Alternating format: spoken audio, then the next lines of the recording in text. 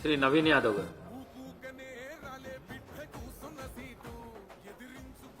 Speaker గారికి, deputy speaker గారికి, గౌరవ ముఖ్యమంత్రి గారికి, మంత్రులకు, గౌరవ మంత్రులకు, సభ్యులకు, అధికారులందరూ కూడా నమస్కారం.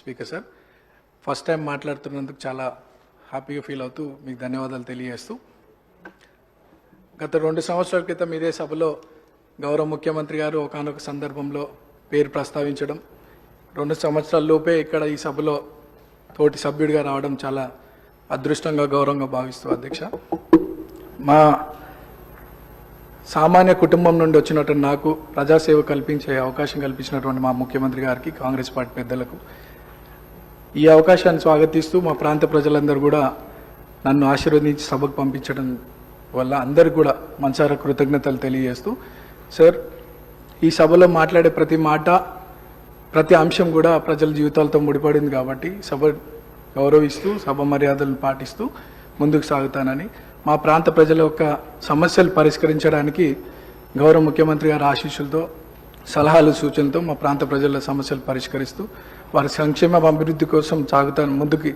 అదే నా లక్ష్యంగా పెట్టుకొని ముందుకు సాగుతానని. అట్లానే మా ప్రాంతంలో కృష్ణానగర్ అనే ఒక ఏరియా ఉంది సార్, దాదాపు 30-40 సంవత్సరాల నుండి అక్కడ వర్షాకాలంలో చాలా వర్షం వల్ల చాలా ఇబ్బందులకు గురవుతున్నారు ప్రజలు.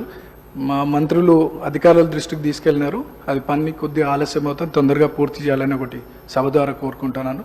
అట్లానే హైటెన్షన్ లైన్స్ మా ప్రాంతంలో ఉండడం వల్ల 10ల సంఖ్యలో ప్రజలు చనిపోయినటువంటి విషయం పూర్వంలో, అది కూడా అధికారుల దృష్టికి తీసుకెళ్లినారు. అది కూడా అండర్ గ్రౌండ్ కేబులింగ్ ఫాస్ట్గా చేయిస్తే ఆ ప్రాంత ప్రజలు సురక్షితంగా ఉంటారనేది ఒక సందేశం మీ ద్వారా అందిస్తున్నాను అధ్యక్ష. అండ్ చాలామంది పిల్లలు కూడా అక్కడ చదువుకొని 10th తర్వాత ఫైనాన్షియల్ ప్రాబ్లం వల్ల చదువుకోలేని పరిస్థితి. సో అక్కడ ఒక ఇంటర్మీడియట్ అండ్ డిగ్రీ కాలేజ్ కూడా వస్తే బాగుంటుందని ఒక అభిప్రాయం తెలియజేస్తూ నాకు ఈ అవకాశం ఇచ్చినటువంటి మీకు థ్యాంక్స్. మినిస్టర్